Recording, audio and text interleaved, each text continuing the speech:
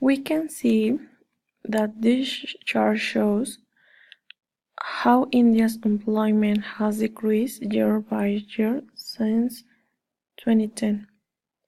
Each year, unemployment decreases slightly.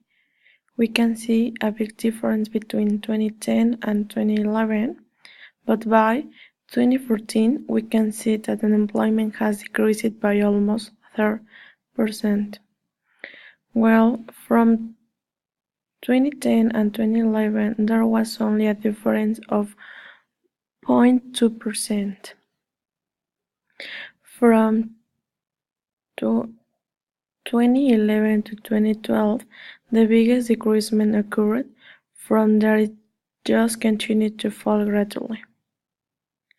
We can conclude from this chart that if the graph keeps having a slight fall, eventually employment will be reduced significantly, but unfortunately it requires a slow process.